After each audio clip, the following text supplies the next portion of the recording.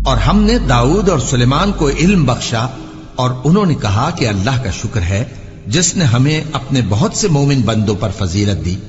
اور سلیمان داؤد کے قائم مقام ہوئے اور کہنے لگے کہ لوگوں، ہمیں اللہ کی طرف سے پرندوں کی بولی سکھائی گئی ہے اور ہر چیز عنایت فرمائی گئی ہے، بے شک یہ اس کا خاص فضل ہے۔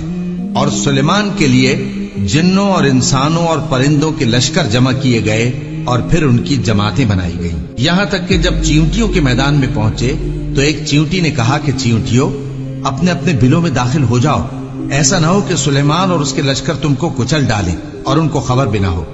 تو وہ اس کی بات سے ہنس پڑے اور کہنے لگے کہ اے پروردگار، مجھے توفیق عنایت کر کہ جو احسان تو نے مجھ پر اور میرے ماں باپ پر کیے ہیں ان کا شکر کروں اور ایسے نیک کام کروں کہ تو ان سے خوش ہو جائے، اور مجھے اپنی رحمت سے اپنے نیک بندوں میں داخل فرما۔ اور جب انہوں نے پرندوں کا جائزہ لیا تو کہنے لگے، کیا سبب ہے مجھے ہدہد نظر نہیں آتا؟ کیا کہیں غائب ہو گیا ہے؟ میں اسے سخت سزا دوں گا یا ذبح کر ڈالوں گا یا میرے سامنے اپنی بے قصوری کی واضح دلیل پیش کرے۔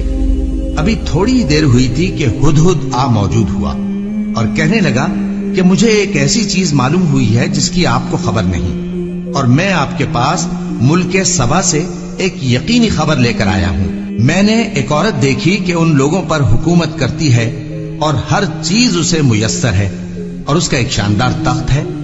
میں نے دیکھا کہ وہ اور اس کی قوم اللہ کو چھوڑ کر آفتاب کو سجدہ کرتے ہیں، اور شیطان نے ان کے اعمال انہیں آراستہ کر دکھائے ہیں اور ان کو رستے سے روک رکھا ہے، پس وہ رستے پر نہیں آتے اور نہیں سمجھتے ہیں کہ اللہ کو جو آسمانوں اور زمین میں چھپی چیزوں کو ظاہر کر دیتا اور تمہارے پوشیدہ اور ظاہر اعمال کو جانتا ہے، کیوں سجدہ نہ کریں؟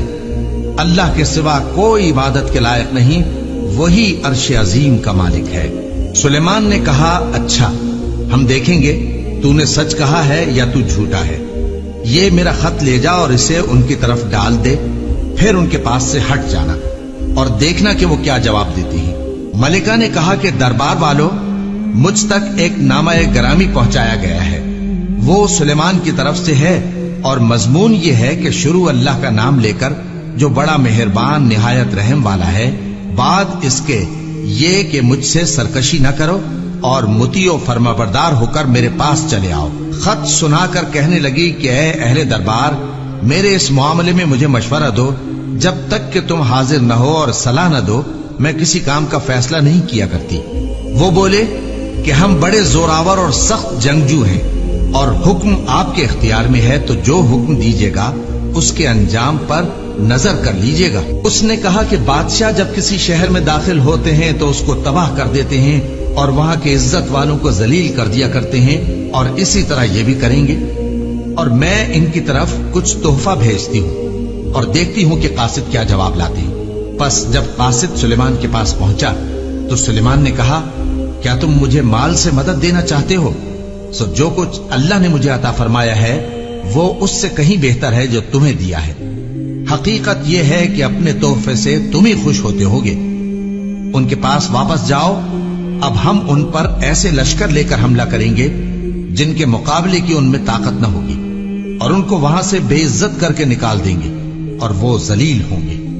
سلیمان نے کہا کہ اے دربار والو، کوئی تم میں ایسا ہے کہ قبل اس کے کہ وہ لوگ فرما بردار ہو کر ہمارے پاس آئیں، ملکہ کا تخت میرے پاس لے آئے؟ جنات میں سے ایک قوی ہیکل جن نے کہا کہ قبل اس کے کہ آپ اپنی جگہ سے اٹھیں میں اس کو آپ کے پاس لا حاضر کرتا ہوں، اور مجھے اس پر قدرت بھی حاصل ہے اور امانت دار بھی ہوں۔ ایک شخص جس کو کتاب الہی کا علم تھا کہنے لگا کہ میں آپ کی آنکھ کے جھپکنے سے پہلے پہلے اسے آپ کے پاس حاضر کیے دیتا ہوں۔ جب سلیمان نے تخت کو اپنے پاس رکھا ہوا دیکھا تو کہا کہ یہ میرے پروردگار کا فضل ہے تاکہ مجھے آزمائے کہ میں شکر کرتا ہوں یا کفران نعمت کرتا ہوں، اور جو شکر کرتا ہے تو اپنے ہی فائدے کے لیے شکر کرتا ہے، اور جو ناشکری کرتا ہے تو میرا پروردگار بے نیاز ہے، کرم کرنے والا ہے۔ سلیمان نے کہا کہ ملکہ کے امتحان عقل کے لیے اس کے تخت کی صورت بدل دو، دیکھیں کہ وہ سوج رکھتی ہے یا ان لوگوں میں سے ہے جو سوج نہیں رکھتے۔